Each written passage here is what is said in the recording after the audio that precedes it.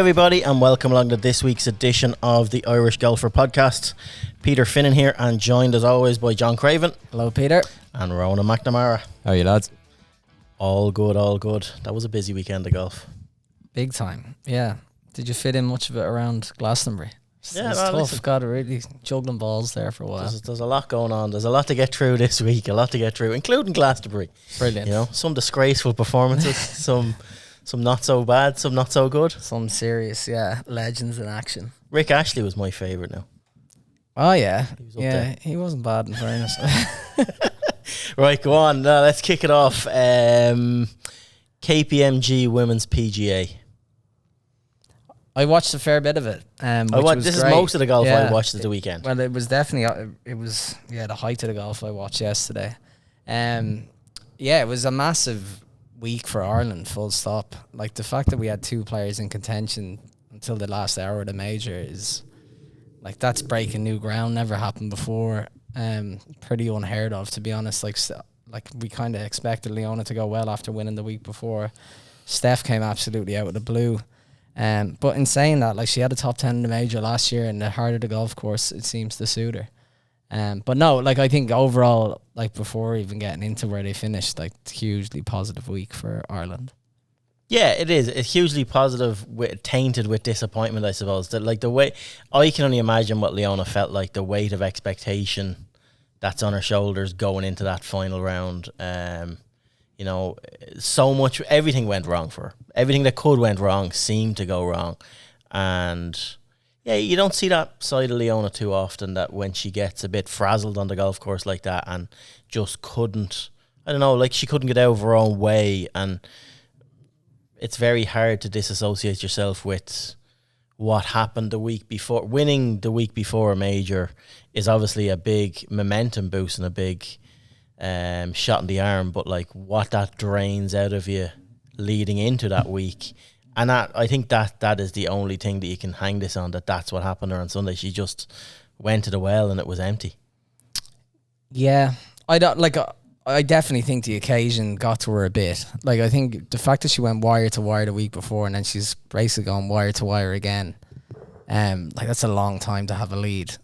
She didn't look herself, I didn't think, the last day. And yeah, like, I'm sure tiredness definitely played a part, but like, adrenaline's going to keep you going as well.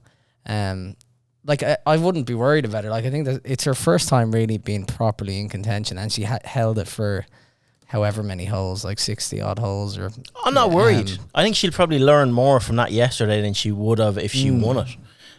She had never talked herself up throughout the week. I kind of noticed that about her. Like, it was all like, no matter what happens, I'm going to learn. Patience. Yeah, and it just wasn't, like, it wasn't any real confidence in what she was saying. Not to, like, that was probably just to play down expectations and stuff like that. Yeah, it just wasn't her the last day. Like, she didn't putt well. She actually, like, she was hitting fairways and stuff, but I was hoping that rain delay was going to prove, so was like, I. Something would just click and she get herself into gear, but she came out after that and she facing up and down. She didn't make it. And yeah, just never got any momentum behind her round. She seemed, I don't know, she was chasing early doors. Like, she was going at stuff. Like, and one of the course commentators said it as well. She's talking about all week, like you were saying, she was talking about picking her targets, going for her targets, and she was finding her targets all week. But she seemed to, whether be it consciously or subconsciously, at the start of that third round, she was going for very narrow, small targets. Like, she was taking pins on.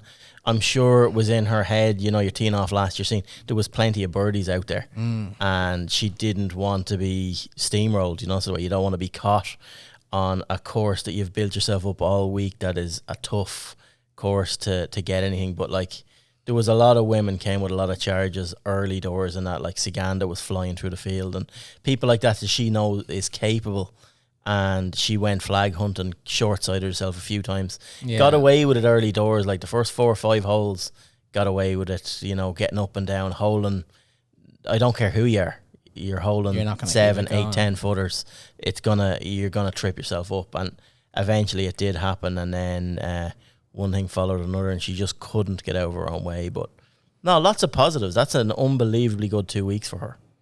100%. Like- Yeah. No, I think like you have to like if it's a lad in this position, you're gonna be critical. Like Leona would be the first to say, like treat the women the same as you treat the men. So like you're gonna pick holes. Like when I look at Leona, I think she's a stone cold killer. So I was surprised that she didn't kick on. Like I don't really think tiredness comes into it when you're like it is a jading week, but I just think adrenaline just see it through. She made one birdie that last day. As you said, like people were making birdies all around her. Maybe she didn't like play the same game plan as she had earlier in the week, but I was full sure she was going to win it. It didn't happen. I do think, like, I 100% agree that like the positives outweigh the negatives by far. Wouldn't rule her out winning the major this year. Like, having experienced that, the fire be burning more than ever. She's not used to not winning. So all in all, yeah, massively positive week, but she'll be pissed off. She'd like, be no well, doubt yeah. about Like it. the 7 players that finished ahead of her all broke 70. Yeah. You know, but Steph Meadow was the only one. She shot 70. The rest of them were 67, 65, 64, 66s. She shot 60s like her last 8 rounds. So like you have to put something into the occasion was important. Like there's no doubt. Like the pressure was on.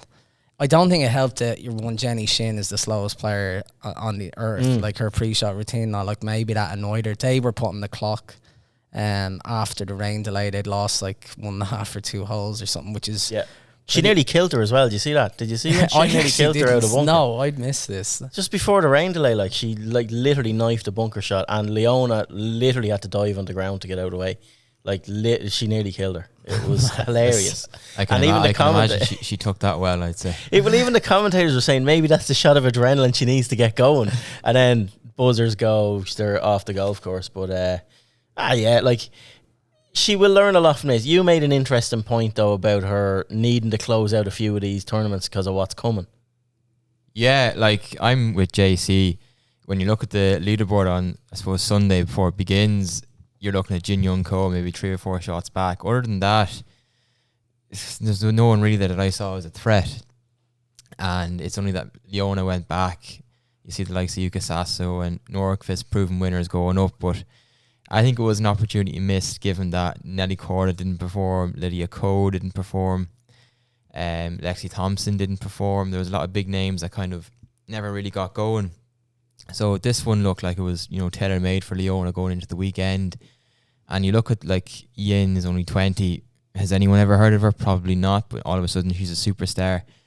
The Asian players are just ridiculously strong. Like, they're churning them out like there's no tomorrow. And Rose Zhang is another one, her first professional major, and she bags the top 5. Like, if she wins a major before the end of the year, no one would be surprised. And unfortunately, like, Leona's obviously young in her LPGA Tour career, but she's 28 years of age, and this is what she's competing with. Like, if you're 28 going on to the PGA Tour, you're a young gun.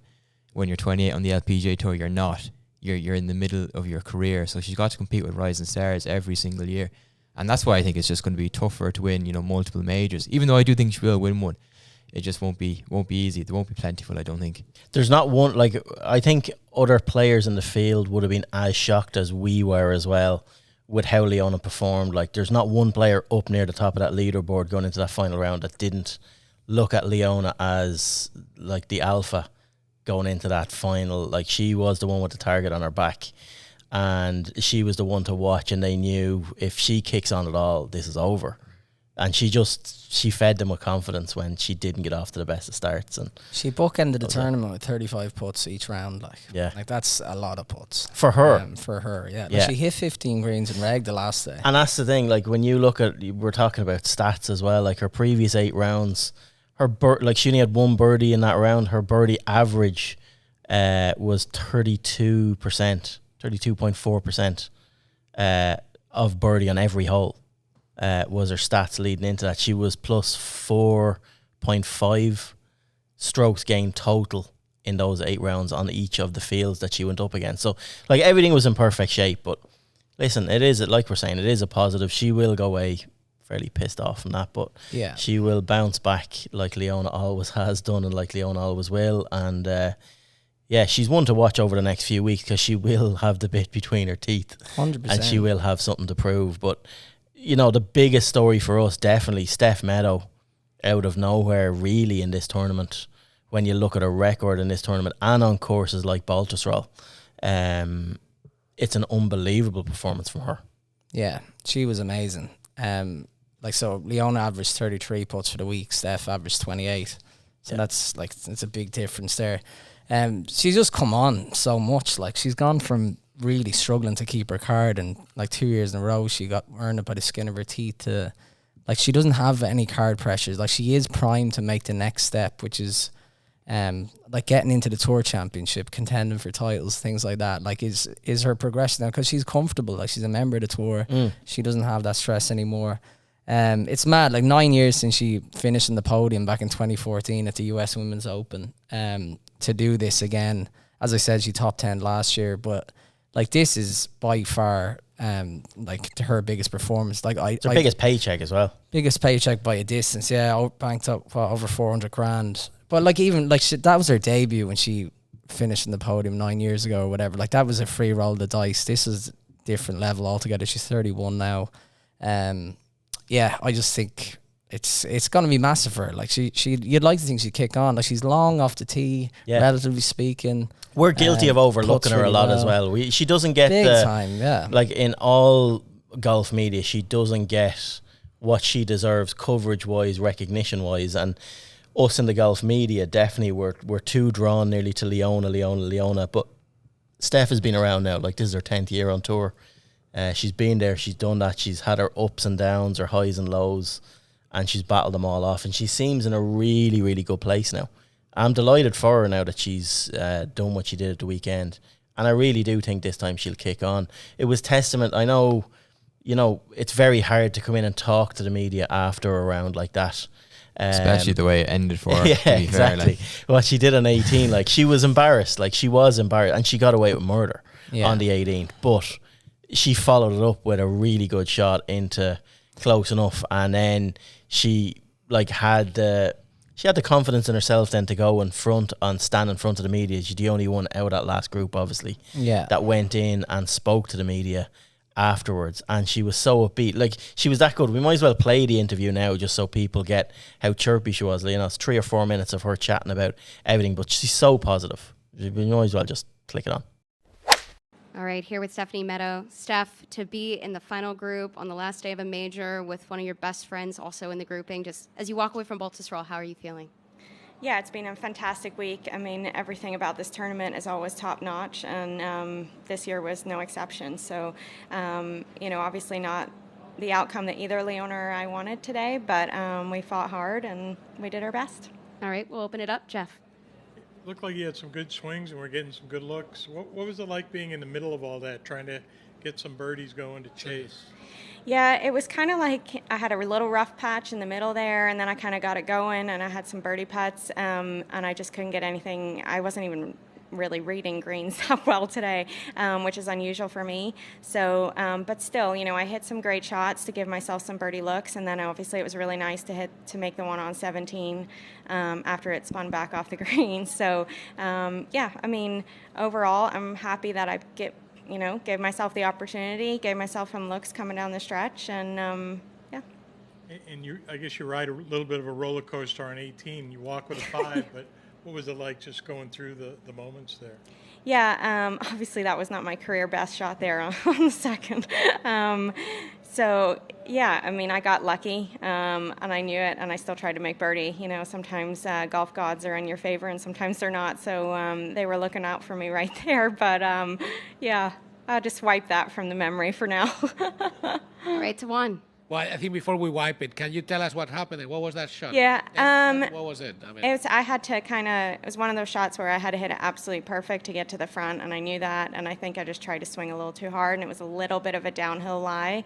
It happens. Best players in the world can do it, and I just got really lucky, so. I'll say it made you human. So yes, exactly. Makes us human. so the fact that you had a birdie putt after all that, that was a relief, I guess. Yeah, absolutely. Yeah, it could have been way worse. Yeah.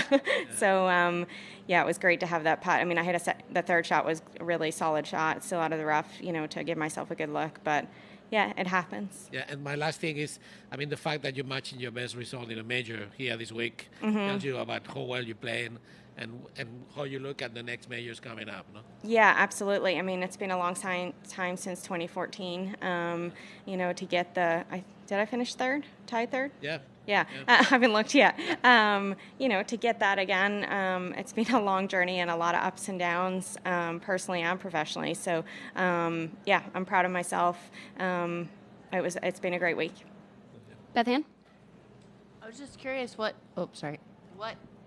part of the week as a whole do you think worked the best looking ahead that you're excited about of your game?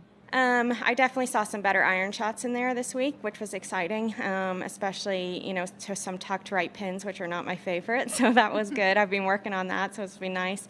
And apart from today, I rolled the ball really well, which I tend to do most, I putt good. So, it was overall the combination of both is exciting. And my coach flew out here today, which was awesome to have his support. So he's on the red eye back now. All right. Yep, go for it. So, Mark, what are your overall impressions of Rose Zhang, who obviously was in contention here in her first major as a pro? Yeah, I mean, obviously she's an incredible player. She had an outstanding college career, and obviously to win on her first event is unbelievable. I have had zero contact with her so far. It's only her second week, so I don't think many people know her yet, but she seems like a great person and a great golfer. All right, to Max. Just wanted to ask about the pace of play in the final group. Where you guys were put on the clock, correct? Yeah, we were, yeah. And what happened there? Yeah, after we restarted, I think we just fell behind really quickly. I looked over and they were like in a hole and a half, 2 holes in front of us. So, but it's part of it. I think 9 years being out here, you know how to handle being on the clock. You try not to get it to you. It certainly makes you rush a little bit here and there, but but we caught back up. So. And then just one more question. Obviously just fell just short of the win, but you still come in here with a really positive attitude and a smile on your face. Why is that when you look back at this week? Well, it's been a long time since I finished tied for third, and the check's not bad. So,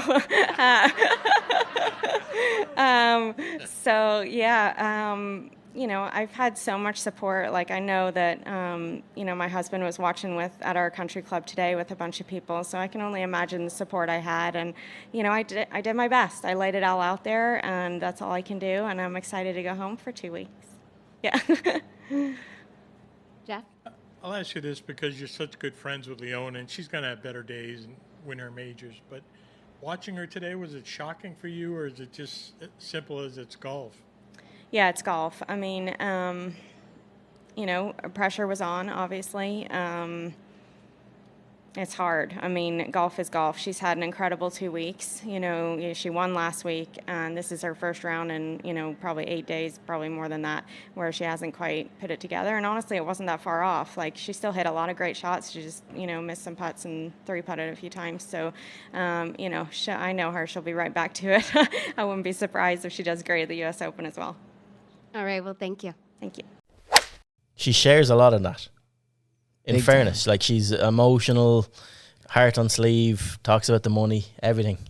I'm gonna push back on the 72nd hole shot. Like, that hole was playing so long, and that most of the players weren't getting there in 2. She had a downhill lie from, I think, 245 yards or something, which is like out of her shoes trying to hit that. Takes it on, in fairness, her. Didn't have to take it on. Yeah. And yeah, tops the absolute shot. She was embarrassed. She skimmed it twice over the water. Stop. No, like, as she said, the golfing gods were on her side. But yeah, I think only 2 players all day reached that green in 2. So even to take it on, like, it would have had to be like an absolute worldie. Yeah, but she needed an eagle. She had to take it on. So, like, she laid up. She'd have been stupid. Yeah. But like, arguably had as much chance by laying up, like, if she didn't have the shot. But anyway, no, I was impressed. Not impressed that her accent has absolutely left the building. Like, if you were asking me to identify her as an Irish person now, I couldn't possibly. She has transitioned to America. 100%. She's transitioned into GMAC. Yeah. Big time, yeah. Like, word of warning for, like, Olivia Mahaffey, Beck Coulter, and all. Keep with your accent. Yeah, sets you apart. But, Shane Lowry will be coming home now with an American Could you accent. imagine Lowry? I wonder what accent he'd pick up. It'd be gas. No, but it was a great week. Obviously the winner, like Ronan said, like hadn't really heard or seen too much of her before of Yin, but she's she's Ronan Yin, isn't it? that's it. It's my cousin. Ron Ying. Yin. Didn't see much of her, and yet, like she's won this year already. She's only 20. Like if this girl was Irish, she'd be like the next superstar in the world. Lead strokes gained approach all season on the LPGA tour. Like it's not like she's come from nowhere. And she's hit 37 straight greens in regulation. Like to see it out. That's serious. At 20. At a like the major. fact that she's Chinese, it means like obviously China will go mad about her, but what the LPGA tour wants is an American. And so they do have Rose Zhang like at the exact same age doing the same thing, but Rose Zhang is going to get all the headlines, whereas this girl's are saying like her absolute peer, and she'll get very few of them. Yeah. Like Rose Zhang is the real deal. Don't get me wrong. She's absolutely cool as a cucumber, unbelievable golf swing and all the rest, but Ronan Ying's after doing it there. Well, that's it. Preach. Preach. Yeah, it's all my brethren in China. Yeah. It is positive. We've a lot of big tournaments coming up. Like Leona was saying when we had her on the pod last week, like she's we've Pebble Beach coming up. We have Pebble Beach is literally the next event. Yeah. What a bizarre schedule. Yeah, they have a week off this week. A week off and then another major. Into Pebble for the major. Yeah. Like. And then she's back for the Aramco series, the Open Champion. Like these are all really tipping along over the next month. I genuinely think that like again, that's just undervaluing women's golf. Like if the men's majors were back-to-back majors, the lads would be like, what do you like? Like what if I'm playing shit at the first major and you're giving me absolutely no chance to get my game in order? But it's going that way. It's going that way. Like they've narrowed it in totally, like the way they've done it. And yet they play no golf the first 5 months of the year. But like up until this time of the year, like the LPGA takes so many 2 or 3, 4 week breaks. Like you think they could, spread them out a little bit, like have maybe the US Open in a fortnight or something. Yeah. And or 3 weeks for all my Chinese brethren, have a bloody major in Asia. When you're going tour in Asia, have one of them at Asia at the start of the year. So it's so much better. No money in China. Oh yeah, there's that. Yeah, that the major that the ANA Inspiration, the one that left Poppy's Pond, that probably should go to Asia. The Chevron, nothing says major golf like Chevron, and it's like, and the Evian then as well. Like, come on, lads. There's missing a serious trick, these women. Yeah, well, especially when you look at all the leaderboards and it is literally full of Asian flags. Big time. And not only that, like when they went out for the whatever the World Golf Championships over there, like it was best attended event by a mile. It was in Thailand, I think. Like you'll get the crowds. I was actually surprised the crowds were brutal. Like me and Dad were watching, and Dad was like, "Yes, I wouldn't mind going to this now. You get front row access." Baltusrol. Yeah, Baltusrol. Yeah, instead of like just struggling like 8 deep at the men's majors, whatever. I thought the crowds would show out that they didn't really. I don't know if the weather had an impact on that, but again, just surprising. USGA and the PGA, how they allocate tickets, I don't know. We get point fingers again. It's 2 weeks in a row. Baltusrol tried to buy them all and then didn't even show up. Yeah, you don't want anyone on their golf course. Stay out of New Jersey. But even like, did you notice in the like last 9 holes, like they weren't even sure who was going to win the event. They don't have enough cameras to follow the groups that are in question. Like Leon has to drop completely off the coverage after a couple of shots because they have to go catch someone else. Like they're clearly not investing in their TV product. And even like trying to get like fair play to Sky Sports Mix had it all day, which was great. I actually watched it on Sky Sports Mix as well. I wouldn't have known it was on Mix until they said it just at the start, and then rather than red button, it's much better. But no one knows what Sky Sports Mix is, and that's the problem. I had to Google what channel it was. I had to Google what channel it was. I had to watch the first half an hour on YouTube before I figured out it was on Sky Sports Mix. Like that's another problem as well. Like if it was a men's major, you have wall-to-wall coverage from say midday to midnight, and you're showing the first groups going out on a Sunday, which no one cares about at all, and you'd be wishing there was something else on. But the women's stuff, it's very bits and pieces they show here and there. Even with the coverage during the week, it's red button, then maybe an hour of live stuff on the main channel, then it's another red button, then it's YouTube, and probably DAZN now, that new channel will have it now. No surprise there. DAZN, is that how you do that one? Oh, God knows. No, but it was good. It was good. It was we have to give Sky ups as well to have that on wall to wall as well was good. We normally give out about their coverage, and it was decent. Well, except for one moment. Oh yeah, well, when they tried to claim Leona. Yeah, well. They probably, I'd say after yesterday's final round, they said she was Irish again. Yeah, she was Irish then. No, like Andy Murray. When Andy Murray loses the tennis, he's Scottish, isn't he? Yeah, I love that. The amount of times I got that Simpsons image sent in, what your man changing the thing. 0 days since the Brits were at it again. I got good coverage on a tweet for doing that, so I had a good weekend. Yeah, but listen, we leave them off. Cavan is on the border anyway. It's controversial, you know.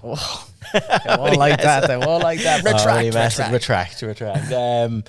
No, it was good. No, moving on from that anyway, we did have one of our other major winners went on a rampage over the weekend. Harrington at the old Dick's Sporting Goods. Back-to-back Dicks. Yeah. He really rose to the occasion, didn't he? Oh yes, they might erect a statue of him at this one. 2 in a row. lads. This is no, it was unbelievable the back, like, because this did come out of nowhere, like, even though he starts off with like 69, 66, final round 63 and 7 under for the last 7 holes, like, he just went on an absolute rampage, and he stole this golf tournament. 100%. Joe Durant was coasting. It was so easy. And let's be fair, Joe Durant probably needs it more than Harrington does. Like, it was unbelievable. Like, and it literally was like, he even said in the interview himself, so his family were there with him. His son fecked off to New York for the day. Yeah, he didn't even believe Paddy Jr. Left after 1 hole, so there was no ladybirds going into that trophy. I think he was half devastated that Paddy left. I think he was. The interviews. I think he was. Whatever. He was like, it's not often they're there for the win. Whole family there. Paddy fecks off up to New York for the afternoon. He left after the 2nd hole. Literally. And then, no. Still though, a back nine at 28 is outrageous. Like, you don't see that very often, no matter what level. And it doesn't matter where the flags are or how long or short the holes are. You know, it was a decent golf course. Flags aren't like slap bang in the middle of the green. They're obviously gettable, but like, it was just phenomenal. But you look at the scoring in that last round, like Paddy obviously 63, Ernie L 68, Dickie Pride there to 65, Darren Clark finished with 65. Go on. Darren Clark. No, we're looking for more names that will fit the agenda here. Glory Hall T40. Tong Shai JD. 67. Right, no. I know the score was Yang 64. Like, there was some seriously good scores out there, but Paddy just ran over the field in that. Like, that's his 2nd in a row now, so. He said, like, I've probably played 500 plus tournaments where I've tried to stick in there with 9 holes to go for a dream finish, and today was the day. Crazy game. Like, it is just madness. You could tell how his like speed training and all like gives him a serious advantage sometimes. Going like, his putter was absolutely on song, but the Eagle 2 on 16, was it? Like, just has it easy with a 3-wood, like driving a par 4. He's pumping it out there. Ugh. Did you see? So he's obviously, in the last few weeks, I'm sure people have seen it, like, he signed up as ambassador for speed golf, right? So he came out with a thing in one of the videos that I thought was hilarious, that he said, no one's noticed all year, like, I'm playing with a double finger overlap with the driver. Did you see that? No. So, like, we'd go interlock and grip. You'd put, like, some people go interlock and some people will overlap their 2 pinkies. He's overlapping 2 fingers onto his grip. We're all standing here. We're in the office now. We're playing tomorrow. We're going to be out there. He said that the more uniform the hands are like that, so he's double overlapping and he gets an extra 2 or 3 mile an hour club head speed with that. Like, just crazy the stuff. Am I doing it right? Yeah, you're doing it right. That's a 3-finger overlap, Ron. You're basically putting your hands together. You're praying. Praying for distance. But no, like, there's nothing in the game that man hasn't. And I know there was a great interview. We don't normally plug other podcasts, but the No Laying Up interview at Harrington last week is off the charts. Like, an hour and 20 minutes of him just dropping knowledge bombs. for amateurs as well. Like, Like it's just like a half an hour phenomenal. lesson at one stage. It's phenomenal. He is such a good listen, and like how that man thinks is scary. Like in another life, he would have been taken away in a straitjacket. Yeah. But he makes. Well, so he wore much one of sense. them as one of his training Yeah, kits. yeah. as well. Like I have that in the drawer up Do you? there. Yeah, the thing that's like a straitjacket. Yeah. But yeah, $315,000 for the week's work. Not too shabby. Get the family over. Defending as well next week into the Senior Open. US Senior Open. Like he's in a perfect place. And I know guys that were, so a few weeks ago he played in a MasterCard thing over in Royal Liverpool playing on the course, and I know a guy that like was there on the day they were playing. Each got to play a hole with Paddy, and like got to play a hole, and I'm asking him, so how do you think you'll do at the Open? And I'm gonna win. Like, and it's straight up, no messing. Like, I'm gonna win. Bullshit, yeah. I'm absolutely gonna win. Like, and I would not put a pad. Like, he's 150 to 1, I think, at the minute for the Open Championship. There's a man that is just possessed. I'd love him to beat Mickelson's record. I would love it. I know. Yeah. Oh, just take that man. Do you know it would be brilliant if he would take it to the next level? If he brought aviators with him for the last hole as well, and put his hands on his hips and Thumbs just up and recreated stuff. that thing, Yeah. going around giving thumbs up to lads. 4-shot lead going up the last in Royal Liverpool. Nah, he's great. I like this quote on just his putting there, and that was like the zone that he got into those last few holes. He's like, when I had about a 6-footer on 17, it's amazing when you're holding putts. So I could have closed my eyes, turned my back, and I would hold the putt on 17. It's amazing when they're going in, you can't see a way to missing. When they're not going in, as they weren't not on the front line, like he three-putt a couple of times on the front line. He was just like, I couldn't see a way of getting it in the hole. But it's mad how golf can just flip. Like if ever you're just stick in there, patience, all the rest of it. Like that's the tale of two nines, big time. Can you imagine him today, like watching back the videos of that back nine of himself of, right, what was I doing there? Looking for the smallest little thing that he was doing just to need to bottle this, keep it. Like the flow zone or whatever. If he holds on to that zone for the next month, he will do awful damage. Serious opportunity. Well, that's what he said, wasn't it? This is the time of year that he does the damage. Like it's a year to the day since he won the US Senior Open, which was his first Champions Tour win. He ended up winning 4 times that year, so he's got one now already for 5. So this is his stretch, and I'd include the Open in that as well. I think if he keeps this going, he's got a chance. I think the Open's the most likely tournament he could contend for one more major. Playing as well as he did at the US Open has to inspire you to think like I'm gonna be winning on the Champions Tour, but like it's some pension fund. Like he's up over, I think he's around 4.5 million. My last count. I'm always checking in with how much he's winning on this thing. It's mental money. Like no, it's a serious retirement plan. But yeah, fair play to him. What are we into now? Travellers. More money. More money. Yeah, retirement plans. Travellers. Yeah. How was that an elevated event? They're nearly all elevated events. I'll have to admit, I've seen one shot of this all week. The only one that matters. Rory McIlroy's hole in one, first career hole in one. That's the only shot I've seen of this. I was focused totally on the women. And yeah, I'll do it. Now, I watched a few highlights this morning. I've seen a few stats on it. Looked okay. Keegan Bradley was about to bottle that. Like, yeah, no, he was put under any amount of pressure. You could just feel the stress coming out of him. Well, when you have Zach Blair coming at you and Brian Harmon, like, is not an awful lot. The goats. And then Scotty Scheffler are doing what Scotty does, tees and greens to beat the band, and then, you know. I have Scheffler down my notes, down the bottom here. Where was he? T4, 43rd in putting. So 245 days since he finished outside the top 12.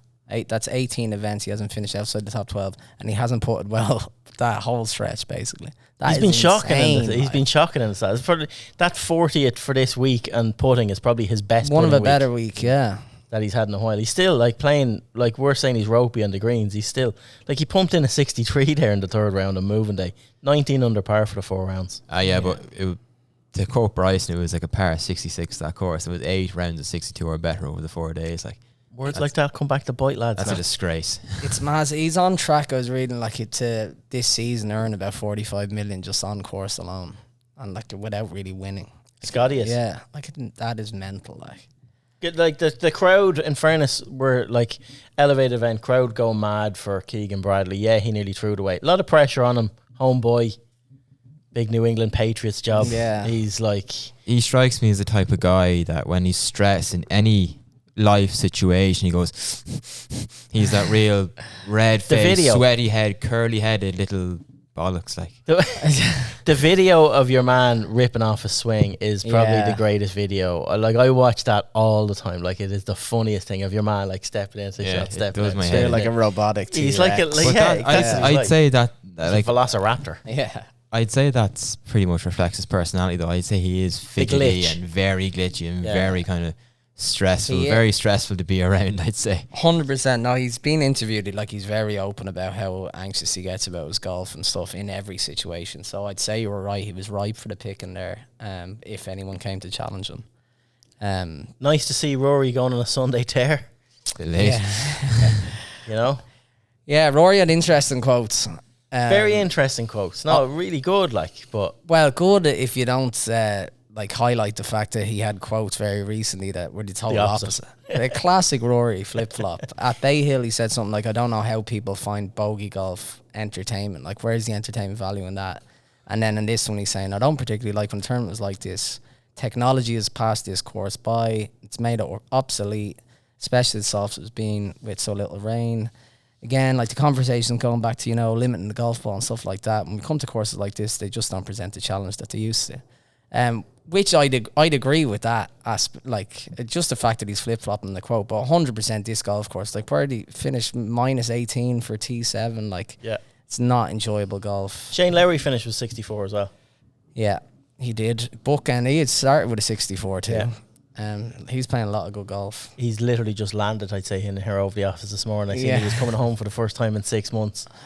He had the legs out. But no, I would agree with Rory on stuff like this. So, you know, it's been a little harsh on TPC River Highlands, but like it is what it is, and he's right in what he was saying. The course, like this year, the birdies that course is yielding, most birdies on tour this year, so 2023, 1,844 birdies by the field. That's insane. When you think of where it's gone, like since 2012, it was 1688 in 2012. Then it went out a bit, but then like the last, so 2020 there was 1774 birdies in the field. We're up to 1844. Like they will break if they keep on this golf course over the next two years. They'll break 2,000 birdies in a week. The field, which is not. It's pitch and putt, like, especially when it's wet. Yeah, there's just no juice to an event like this. Even the lads showing up after the US Open, like the main players weren't getting involved. Like they don't want to be there. They kind of contractually obliged almost at this point with these elevated events, of which there've just been too many. I think they're all golfed out. Well, Larry said himself after his first round, any other week he wouldn't really be there just because there was a gap in the schedule with no Irish Open, which has moved to September, obviously. He was like, I'm playing, and obviously he skipped the Tournament of Champions, so he's obligated to be there. And he kind of said he needs to earn a few FedEx Cup points himself, which we all know after every winner's interview, the first question is, how does it feel to get 500 FedEx Cup points? I have a question for you both. Go on. If you had to pick for the Ryder Cup team, Seamus Power or Padraig Harrington, right now, which one are you picking? Harrington. I'm picking Harrington. Absolutely Harrington. Another like tough week for Seamus. Yeah, I'd probably pick Harrington. Seamus Power is hitting. I'll put you in the spot then. An injured Yannick Paul or Padraig Harrington. Yannick Paul. Yeah, you see, look, there we go. Also, I'm big on having Keegan Bradley for the Americans this year. That'd be some crack. Yeah, like he deserves a look in if he keeps going the way he is. He's having a good season. He is having a good season. I'd be worried about Seamus, like that he's missed 3 of the last 4 cuts, and at the Memorial he finished like outside the top 40. He didn't break 70 all week. He's 49th now in the official world golf rankings. What he was doing, not that it was unsustainable, but it was relentless before. It's very hard to do that, you know. Like this is where Rory doesn't get the credit that he deserves for like every single week, and the like of Scotty Scheffler and guys like this, like what you're saying. Rory's an interesting comparison though. Seamus about 8 more events than Rory this year. Yeah, I reckon he's probably golfed himself out of it. Yeah, but like for Seamus Power to like if he falls out maybe to top 70, top 80 in the world, that's no disaster because he's capable of winning another PGA Tour event. He will win. Like he might, but he'll put in some good finishes. He's in all the big events. He will have a good. Seamus always clicks for a month. Yeah. You can rely on him to click for a month. Big one not to click though. It was. There's 4 major events no, he's still he's sitting pretty in the FedEx Cup and all the rest of it, but he is going to need to finish out with somewhere well, or he's in danger. I wouldn't even we're comparing Ryder Cup. We're saying Seamus Power or Pádraig Harrington. It's deeper than that when you see Adrian Moronk and guys like that we wouldn't necessarily have been talking about. Even you're saying Yannick Paul, guys like that, Pablo Larrazabal. There's a lot of guys I would have now ahead of Seamus Power in that Ryder Cup mix that are just showing a bit more. Yeah. He will kick into gear. I'm convinced he will, but whether that warrants a pick or not is beyond me. It's so hard to know how the European team's going to shape up, but if the live lads are allowed back in or not, like you mentioned, the likes of Yannick Paul, Larrazabal, particularly Larrazabal, just a real kind of, not a journeyman European tour for a really, really good career. But God, you'd never, ever in your wildest dreams have him as a Ryder Cup contender, and he is at the moment. But if he gets in, he is a wiry individual. You wouldn't like to come up against him against Keegan Bradley in the singles. There'd be killings. Yeah. Yeah, Larrazabal would struggle. There's a bit of history there. Yeah. It'd be a repeat of Larrazabal would be gone. Yeah, Bradley. I was just going to say, and Jimenez. Walk back to your ball, Pablo. Yeah, that's it. Yeah, what's his name? Pepsi, the caddy. You're getting stuck in, wasn't he? Yeah, that was the gas. It's mad when you think of those stuff. Yeah, so we'd have round 2 of that. Spain against Keegan Bradley. It would be mad. I don't think that course is a good fit for Larrazabal, but you wouldn't know. I'm looking at the team at the minute. It's Ram, Rory, Yannick Paul, the outlier, Hovland, Hatton, and Fitzpatrick in the automatics, and then the bubble boys are Moronk, Perez, Fleetwood, and Lowry. Perez is fairly wishy-washy, isn't he? He had that win. He nearly made it before. He was, the bubble man 2 Ryder Cups ago when he had JP Fitz on the bike. Yeah, and let's be honest, the pressure got to him there towards the end of the season. It's so hard to, if you get Perez, if he makes the team and he's a good run of form, he'd be a serious addition. But he goes through so many peaks and troughs. Bobby McIntyre. Not in a million years. R.I.P. No way. No, he's Not gone. Yeah, it's I don't terrible, know what's isn't happened it? to him, but yeah, it's bad. It's sad to see. Stuck with the shinty. No, I think if you're getting a pick, you have to be in Seamus Power's case. He has to have a month of solid form leading into that tournament to get a pick. He's not getting a pick on reputation. I like Robert McIntyre though. Do you know? I as like a person, him. Yeah, I actually like him. His golf has just gone down the toilet. It's just ironic when I seen. It was how it came across my attention span yesterday. Lewis Capaldi freezing on the stage in it was Robert McIntyre that just said this is heartbreaking on the thing, and there's similarities there of Bobby Mack just freezing on his stage as well, and how his career Capaldi has Tourette's. He won the Italian Open at Marco Simone. This was a massive opportunity for him, and it's not. Well, it probably won't happen. No, I can't see it, but yeah, there's lots up in the air. But this is 10 minutes answering your question. Pádraig Harrington all day. Great. All day. Thanks, Peter. He would he in his head he probably thinks he absolutely can. Well, the distance is no issue. If he's if he continues on this kind of form, imagine he won the Open. Yeah, well, if you not win out of the question. You get another sitting room out of it, another kitchen out of it, whatever. Yeah, we might even move out of the slip. Anyone that hasn't seen the piece that John put up on IrishGolfer.ie today about his dad and Pádraig Harrington, it's very good, nostalgic. Oh, stop! Yeah, a nice little tip it had look back. But no, Keegan Bradley won this. Did you see all the stuff online with his putter? I saw the aim point from 3 feet kind of thing. Yeah, no, we forget about the aim point stuff. The putter he's using, the Odyssey Versa Jailbird. So it's the same putter that the boys were using last week. So Ricky Fowler was using it last week. Wyndham was using it last week. Keegan Bradley's using it this week. They literally can't keep them now. The Tour Van are the Odyssey Callaway Tour Van have been making these things up for pros all week in the exact same spec as Ricky, pretty much. He shot 60 last these things week. are selling online. These when putters, are we getting them in the office? Yeah, these putters have an RRP of, I think they have an RRP of €399, right? They're selling on eBay for about 1,600 quid now. You just can't get them. My God. It is insane. People are buying these things for just like ludicrous money. My response to that would be ban them. Well, clearly they're turning bad putters into good putters. There's something up here. Yeah, it shouldn't be that easy. Piff putters. Yeah, piff putters, exactly. The Newcastle United of putters. Oh God. Yeah. So I think that's it on the PGA Tour. But yeah, interesting stuff from Rory. It'll be interesting if he keeps that line over the next few weeks, or when we play somewhere really difficult, then he starts giving out about. He'll flip flop for sure. But hopefully he boycotts the media and concentrates on his golf. That's what I want him to do.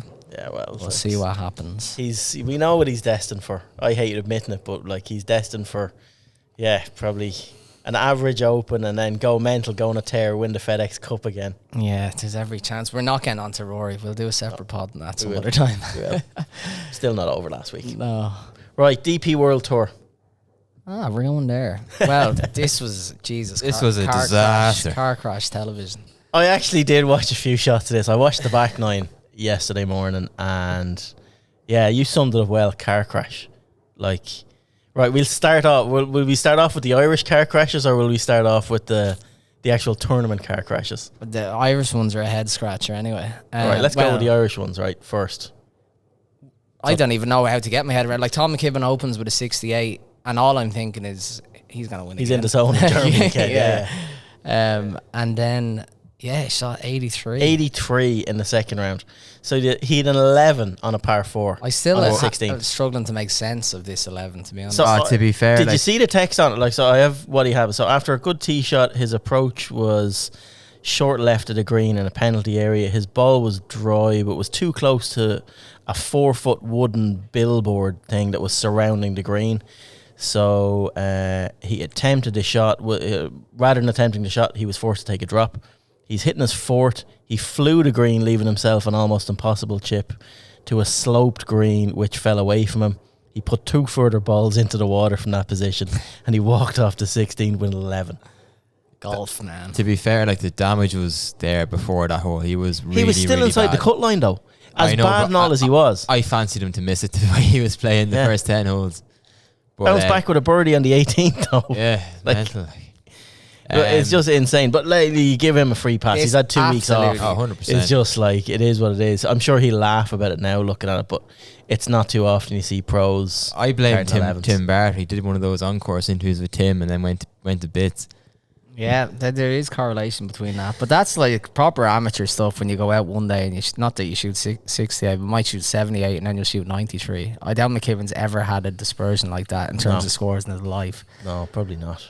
But then, like you can laugh at that and just scrape it down to freak occurrence or whatever. But John Murphy, you wouldn't be laughing. 82, 81. Yeah, it's not pretty. Like, finished dead last. Of those, at least he finishes out his rounds. In fairness, his lads 100%. 100%. There's loads of lads withdrawn and disqualified and whatever. But I know he's having serious issues. There's no doubt about it. Like, he said that it's my bad golf just isn't good enough. You'd wonder if there's more to it than just that. But like, technically, he's clearly struggling with something. He's just way out of sorts. It's just, and he said that himself in a message to us in here. Obviously, a tough couple of days. My end, I was just out of sorts out there. Yeah, there has to be more to this. That's like, out of sorts is mean 4 or 5 over and missing the cut. Like, that's. But this is consistent. He's consistently shooting into the 80s, and I like, we have to be so respectful and so mindful. Like, it's hard what he's doing. It's hard, and he's putting himself up, like you said, the honesty, the integrity of.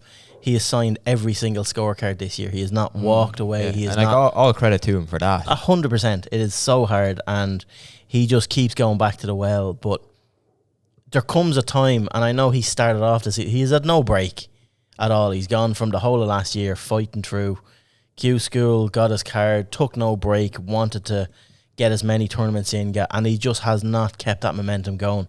But like, there comes a time where you just have to take 3 or 4 weeks and just say, do you know what? Go away, put the clubs away for a few weeks, and just go on the lash with the lads. I think that was my approach earlier in the year. Like, I was begging for him pretty much to do that. I think at this stage now he's missed the boat on that, because he'll probably only have a half dozen starts now to come, and he probably needs to play them. I don't know how you go from that to he's playing the Belfry Suite, or is it the Belfry? Yeah.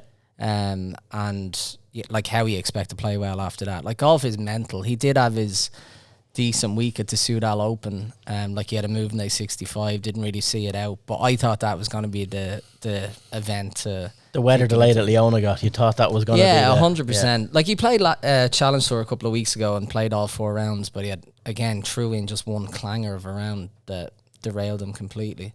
Like you'd be worried. He's very, like, we caught up with him a few weeks ago, and like he's just like, if I had been given this opportunity so soon into my professional career, like in the main tour, I would have snapped your hand off for it. So he is confident and all the rest. He's still remaining positive. Are positive, yeah. I shouldn't say confident because he couldn't be confident the way he's playing. He's still very young, and lots of other players have recovered from worse.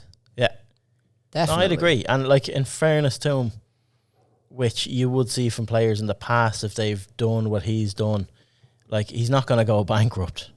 No. You know, so the way like he's done well enough last year. He's going to fulfill his 15 event obligation on the European Tour to get the $150,000. They don't want to talk about that. They don't want to. They don't want to rely on it. But it's insurance in the background to know you're not going to go broke chasing your dream, and he will bounce back. Like he has to. He's too good of a player not to.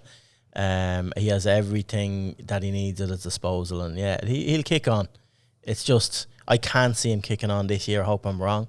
And he'll just raise again. Yeah, like the Lord Jesus himself. Exactly. Yeah. 40 days, 40 nights. 40 nights. But now this event, like, talk about forgettable. It's running opposite. Like, just the fact they're playing for $2 million must, like, depress them when they see the lads over playing the Travellers who don't even want to be there playing for 20 million. They're playing because they're obliged to for 20 million. Like, it's just, the haves and the have-nots. Thurston Lawrence, it sounded like he was very emotional after winning. He's someone who tried to make it in America. Yeah. Didn't, like, made one cut in 6 weeks. Yeah, like that. You can imagine the money he's spending doing that. Yeah, and it just goes to show the depth over there versus Europe. If you can then iron out a win here, like you can. That fell into his lap. Like he did. He missed a putt for par on like 12 or 13 when I was watching. I was like, that's him gone. You know, there's too much stuff happening. But then I wasn't banking on Juiced Loughton to go absolutely batshit crazy with a wedge in the putter. Yeah, like I've never seen like a pro golfer as dejected and just clueless on the last few holes. It's terrible. Like, it's a hard place to be, but like he was duffing chips, couldn't. Now he got unlucky with a few flyers into greens. It's golf gods do it to you. When you have one weakness, it's going to give you that shot 3 or 4 times when you're under pressure, and he was given it 3 or 4 times and just couldn't do it. And it went that bad. Like, did you see the putt he missed on the 71st hole? Missed like a 2-footer.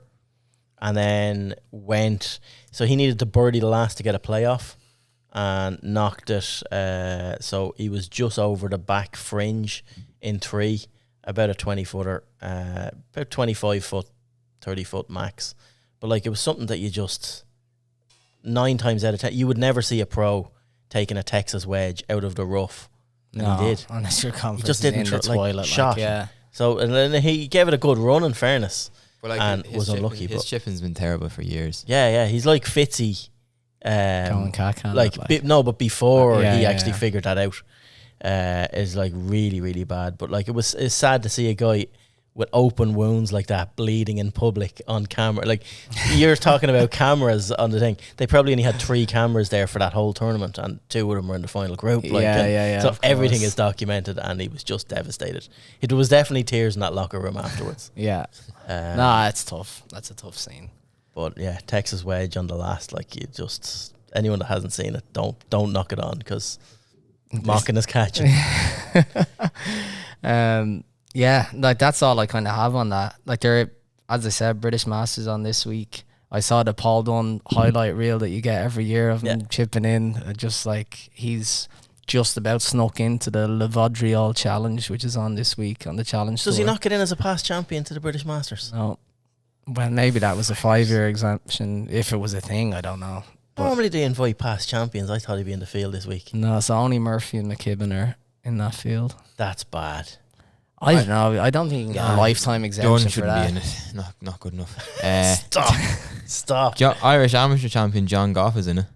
Yeah. So that's is he? I didn't see that. He's basically a Meath man, so His father hails from Meath, as you'll hear in every article Ron writes about him. Telton Every Cup, single man. one. G4D at the Belfry was on today, first round of it. So that's Brendan Lawler and Aidan Grenham. Lawler was 2 over, Grenham 3 over, and the boy Kip Poppert leading the field 2 under. The only man in the red. Going for back-to-backs. Yeah, I think he's just annoyed now, isn't he? The lads have had their day. But no, decent starts, in fairness. It's just a 2-round tournament. So yeah, still wide open, I'd say. Are we on to the big one now? The amateur. The Legends. The Legends. Nah, well, go on, Legends. You might as well. You were down there for the few days. I was. Yeah, this was.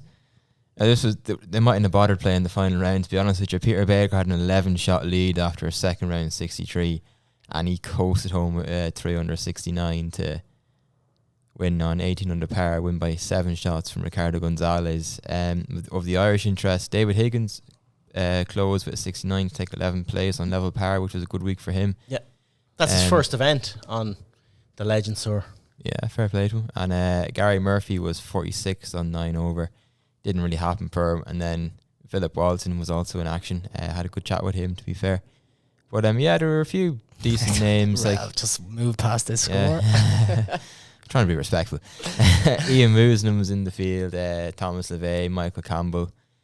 And then a few people I hadn't a clue about. But no, it was good. And 3,000 people came through the gates each day, which was a good turnout. And that part of the world is starved of stuff like that. It's brilliant to see. It is great to see. And like Sea Point is even though it's only opened in the 90s, like it has hosted big tournaments before. So it was good to see it get back on the map from that point of view. And yeah, like long may it continue. The course is absolutely fantastic. And like links courses are often criticised in this country for being like difficult to get to. It's so easy to get to. Drogheda has all the infrastructure there that you want if you want to host, tour events going forward. Like it was a real good advertising for a Sea Point to get back on the map in terms of hosting tournaments. Were you writing the headlines for the Legends Tour media? No, that has to go to the Legends Tour crew. I was too busy watching Meath and Antrim on the laptop in the media centre to be paying attention to that. If they didn't know I was there for the first 2 days, they know well I was there on Sunday. Baker on a roll after day one. Baker cooking on gas. The deliberation. Baker cooking on gas. Cooking on that gas. Baker takes the dough. The deliberation they put into making these headlines was actually, do you know what, all credit to them. Baker got 13 under at one point in the second round, and one of the guys, one of the guys was praying he didn't make any more birdies. He was like, gotta get my Baker's dozen headline, gotta get it in. Yeah, God, I'm trying to think on something because you put the field to the sword like they were brown bread. I just stop, lad, stop. We're going back to Dicks now at the start. No, stop. It was Baker good. Rising. That's two of us. I did have Baker Rising. Yeah. No, it was good to see. Like in fairness, what Car Golf have done at Sea Point has been really, really good. All the improvements they've made in the golf course, the clubhouse facilities, all that. They're just really putting it back on the map. This tournament at the start of the week as well, there was a bit of disruption going on. There are still some people not happy with the politics of the takeover and stuff like that. And it's stuff that doesn't really get talked about. But yes, people come out and destroyed 2 of the greens, like wrote stuff on the greens and tried to literally ruin the tournament on the eve of the event and stuff like that. So I'm glad it got no headlines. And those people are obviously fairly embarrassed now, a bit of egg in their face, like that what they tried to achieve didn't gain any momentum or any legs, and the tournament was the winner, and that's it. But those people don't deserve headlines either. So like anyone that defaces a golf club, like writes stuff on greens or tries to destroy greens, especially when so much work has get into an event like that before it, I hope there's guards involved and criminal stuff involved in it, and they find whoever did it. But shambolic, as Philip Quinn would say. Shambolic. But no, like in fairness, actually, one point to mention just on that, they had a lovely little, I suppose, spectators village, just a little kind of a gardeny kind of atmosphere with a bar and virtual reality going on, then your usual food outlets, and it was really, really well organised, to be fair. They're another one for Forefront as well for Keane Brannigan. He, in fairness to him, he comes from the car stock. He has that in his genes. He's worked with IMG for years and cut his teeth with Roddy in that sense. And he put on a serious show at the KPMG Women's Irish Open, brought that back from the brink last year, and now to bring this in as well. Like, he's doing some serious things for bringing the international golf scene outside of the generic Irish Open back to this island. So you have to take your hats off to all them at Forefront for what they're doing, and Car Golf as well for sticking this on. So no, fair play. Credit where credit's due. Here, Peter. On to the amateur stuff. Yeah, this was a very good week for the Irish. We had 3 players progress into the knockout stages. Is it the British amateur? This is the British amateur. Right. Are you allowed to say that? Not according to the website. The amateur championship. Not according to the website. The amateur championship. Yeah. Get it right. Alex Maguire was beaten in the quarterfinal by Frank Kennedy. He just kind of ran out of steam, to be fair, beaten 3-2 by Kennedy, who lost in the semi-final. Kennedy also beat Mark Boucher in the last 16 on the 18th hole, so Mark was very unlucky there, but a great week for him. Maguire, he's played 5 weeks in a row. I think he just ran out of steam. I watched it on Sky and on YouTube, and he just wasn't at it. Like, that was, even though he lost 3-2, there was chances there late on to take it down 17 and 18, and he didn't really. He was just kind of sloppy around the greens, but like, it's been a sensational run, and getting to the quarterfinal of the amateur obviously boosts his Walker Cup chances. We said 2 weeks ago, if he makes the 64, like, he has to be in with a shout. He had some job making the 64. He did. Though. He was well off the pace after the opening round. He was outside the top 120. Yeah, then he shot a 66 to get in, and then in the last 64 he came from 3 down after 9 to win on 18, and he actually came through a playoff in the last 16 as well. What more does he need to show? What more does he need to do? Not to much. Show these nothing. Not much, I hope, because he's not playing the European Amateur this week, which starts on Wednesday, which is such a shame, because he's a great chance of topping that RNA amateur exemption for the Open Championship. You think all he needed to do was probably go and make the cut up in Estonia. So what was that again for people that don't know? Top 3 players from top player who scores the most Wagger points from the St Andrews Links, the amateur, and then the European Amateur this week gets an exemption to Hoylake in July. He won the first one. He won the St Andrews Links. Quarterfinal at the amateur. And didn't enter this week because he didn't want to play 6 weeks in a row. Yeah, but to be fair, I think he made that decision before. He made that like Links. 3 or 4 weeks ago. Yeah, but hindsight's a wonderful thing, and even more so given the fact that someone who'd be a threat to that accolade, Frank Kennedy, turned pro yesterday, 17-year-old Englishman. So he was on the Walker Cup panel named in December. So going forward, there's definitely a place there for someone to play their way in from the outside. And there's no one else showing Maguire is by far the best of them from an Irish point of view. Max Kennedy then would be next. If he can go well in the European Am this week, he can put his name in the frame. But yeah, like, there's not much else he needs to do, and he'll have a feature in the magazine coming out now this in July. So you can read all about that. Mark is going to get the dirt. Digging in the dirt. Sticking on the amateur scene as well, then obviously over to Connemara this week. Sarah Byrne. Yeah, serious. Great coverage by Irish Amateur Golf Info, I have to say. Yeah, it was good in fairness. I would have had good coverage too, but I wasn't there. Won't get into that though. You went to the seniors. But yeah, Sarah Byrne, great for her. Like, she lost the final in this last year in Grange Golf Club to Beth. So I think it was the 4th time she's played Beth in the match, but it was the first time beating her. So look, they're obviously all friends, but it's obviously good to get one over on Beth for Sarah's point of view. And she had a great celebration in Douglas Golf Club last night. It was unfortunate circumstance for Beth, who obviously lost out in the Irish Women's Amateur to Lorna McClymont, and she 3-putted the 18th last night, which meant Byrne won the title and avenged her loss for 2022. Don't like to see matches lost in those circumstances, really, but you have to be delighted for Sarah Byrne. And it was a fantastic tournament by the looks of it. All the big names showed up: Olivia Costello, Anya Dunnigan. They got to the knockout stage as well. I think Anya Dunnigan got to the semi-final too, so she's in good stead going into the Women's US Open next week. No, it's really good. It looked like a great event. Connemara is such a great golf club anyway. It really is, like, celebrating 50 years this year as well. It's a proper test. I know Dominic Lynch and all the team down there just do They do serious work on that course. If that course was over this side of the country, like, it'd be 5 times the price to play it. Like, it is that good. So anyone down that neck of the woods, definitely call into Connemara. It's you won't be disappointed. Also worth mentioning, Ballycastine's Caitlin Shipham won the plate. So the top from 17 to 32 after 36 holes of stroke play qualified for the plate match play, and Shipham won that, which is obviously good. You were saying about the great celebrations in Douglas last night. I'm sure Peter O'Keefe was down there with his going down there gay crashing. his scratch cup. Move out of the way there, Sarah. Cup. I have a scratch cup here that'll fit more in. I don't see Sarah Byrne shooting any course records, so But no, great for Peter O'Keefe. It's obviously been a frustrating few weeks for him. He said as much on one of his Instagram stories. He's been threatening to do that over the last few weeks, but just hasn't quite happened for him. A course record 65 and then a final round 69 to shoot 10 under and pretty much blow the field away, win by 6 shots, with Rob Braslin in second and Quentin Carew in third place. Serious field, like plenty of elite amateurs there. Hopefully people went out to watch that, because it's a serious final group. But O'Keefe, Braslin, Quentin Carew, you're not going to get that very often either.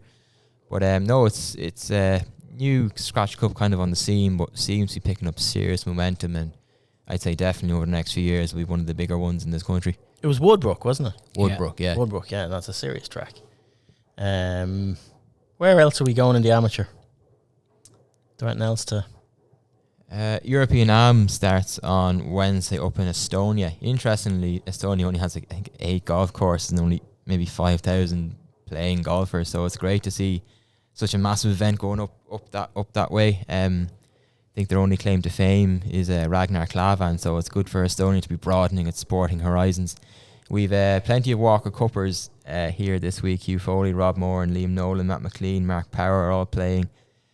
Sean Keeling of Roganstown looking to keep up his Junior Ryder Cup bid and real outside Walker Cup chance as well.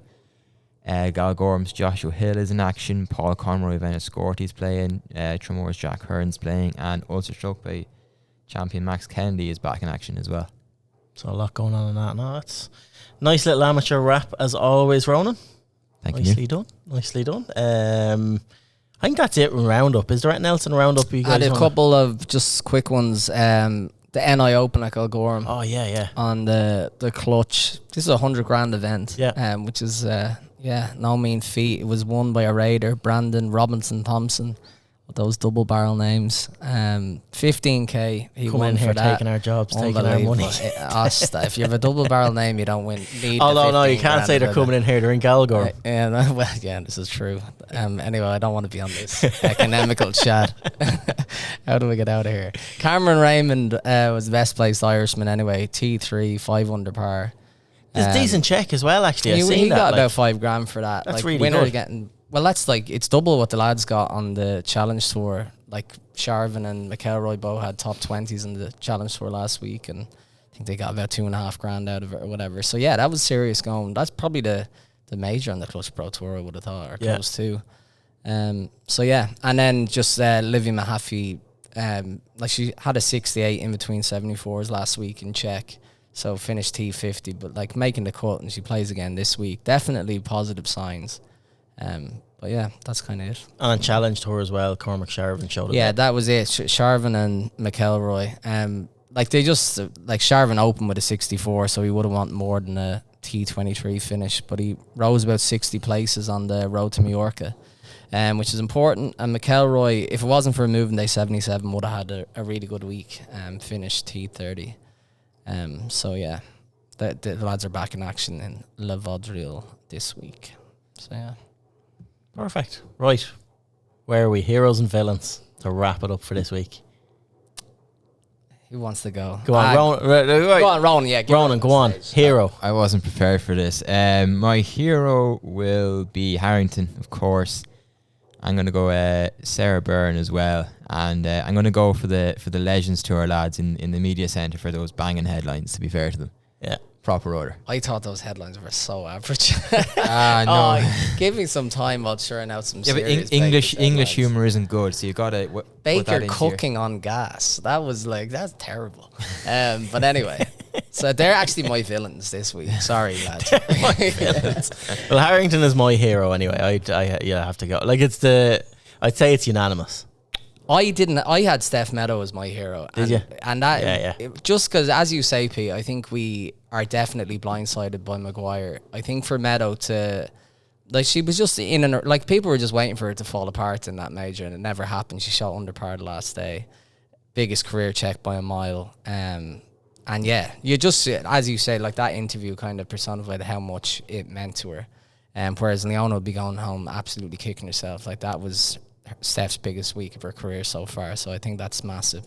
But I also had Nigel Olsen as a hero. Do you know what that is? No. Do you know Ron? Actually, Ron's checked out there. He's gone home. He's Uber. Yeah, he's the phone out. He's getting an Uber. Where are you off to, Ron? No, not this time. Not this time.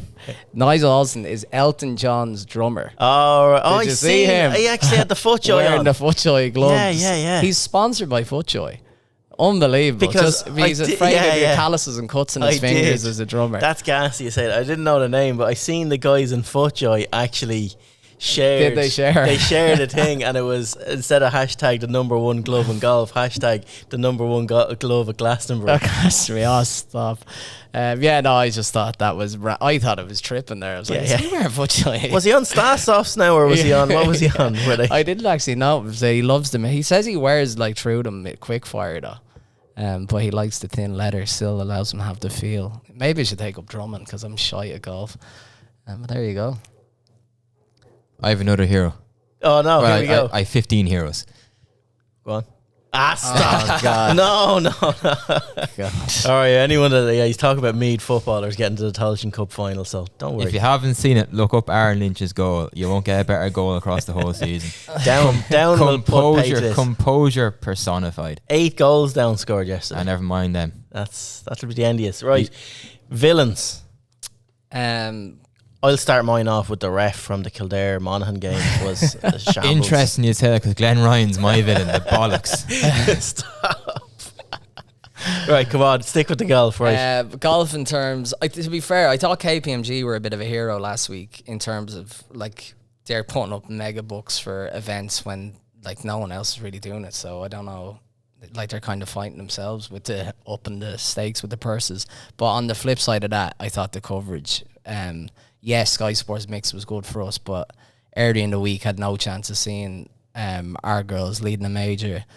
Very easy battle on Twitter to win is, well, they're commercially, we're not going to give them the time. They don't draw the eyeballs, blah, blah, blah. But I do think that's a weak argument because I don't think that they get the chance to draw the eyeballs. Yeah. So, Can't see, can't be. Can't see, can't be. 2020 campaign or whatever. But, you have to give them a chance. Like, I really enjoyed watching the golf last week. I think people who say it's more relatable, I think that's insane. I don't think it's relatable at all. I think they're unbelievable in their own right. But yeah, definitely coverage for me. Like even like the dodgy box I was trying to get it, even in America, same thing. Nowhere. Golf Channel has like, and it's a major talking shite and stuff. Like it was nowhere. I think it's on Peacock. The cock, the dick. We've been going through it all this week. But yeah, no, like definitely my villain. Coverage of women's golf needs to be upped. Ronan, villain. Serious villain now. Serious villain. The people who vandalise the greens in Sea Point, like, just grow up. Yeah. Honestly, just that's grow exactly up. Like, what I had in my head. It's just, I brought it up earlier in the pod, just shambolic. Glad it got no coverage. Glad it didn't really get out there too much to ruin anything got to do with the event, and they got on with it. So, yeah. I thought you would have had that commentator calling Leona British myself. But he got that out. He couldn't keep it early. He got that out early. Got to keep producing original content. Trish, we're watching you, Trish. Hopefully not for much longer. Yeah. Oh, that's terrible. Herself and Sarah did a good job with that. We need to go. If anyone's still listening to this pod, you win the special prize. You today, do, yeah, exactly. Pat on the back. Drop us an email there. Yeah. No, cheers for tuning in. That's a wrap, I think, lads, isn't it? Yeah, absolutely. Yeah. Cheers for tuning in this week. We'll be back again next week. There's still so much going on, so obviously Ronan will be on the amateur stuff leading into next week, and yeah, just events. Cheers as always for tuning in. Rather be, huh? We'll chat to you next week. Bye bye.